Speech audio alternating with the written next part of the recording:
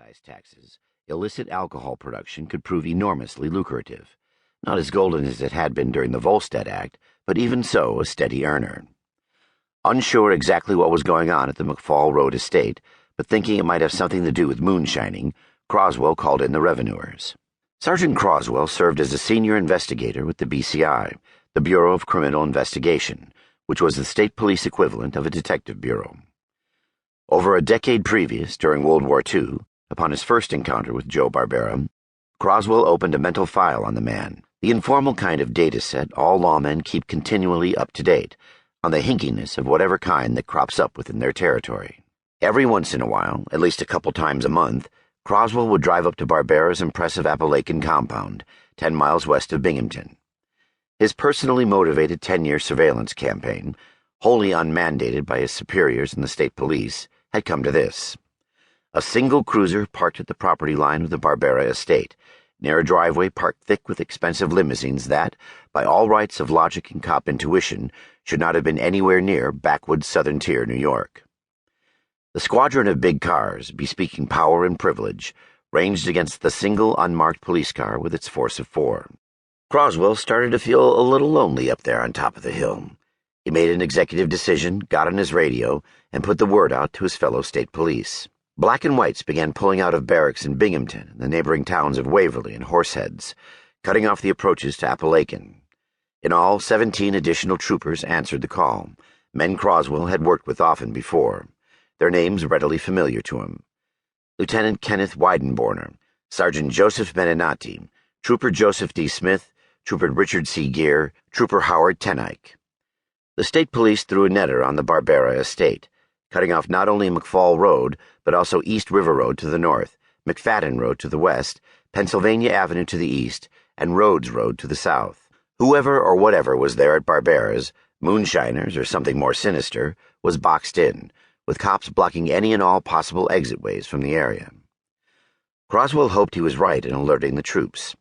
All he had to go on was a homeowner's extensive arrest record, a strangely out-of-place collection of big cars, and a few other indications that some sort of illicit gathering was going down on McFall Road.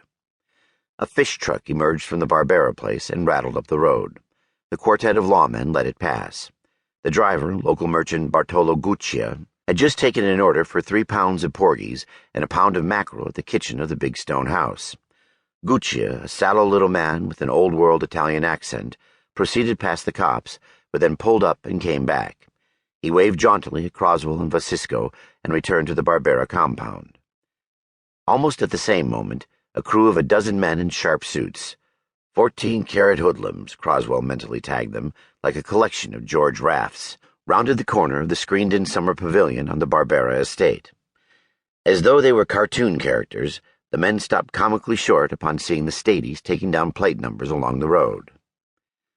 Cops and quarry eyed each other, the same thought occurring to both groups. Who were these guys?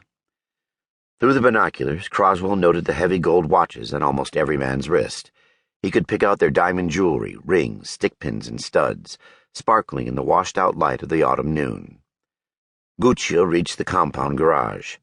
Croswell heard words being exchanged, but could not make out what was being said. "Roadblock," was what the fishmonger said to the mob boys. "State police, they're stopping everybody." The gangsters scattered. Croswell watched the route through his binoculars. "They're running," he told Vasisco, but his partner could see that for himself. Figures poured out of the house, climbing into the cars or fleeing on foot across the fields, heading toward the surrounding woods. The sergeant tracked them, keeping his eyes glued to his field glasses, swiveling from the grounds to the forests and back to the property. "This is going to be a bad day for a whole lot of people," Croswell murmured, utilizing his usual dry-as-dust understatement to characterize what would prove to be a turning point in the long and tortured history of American law enforcement's battle against organized crime.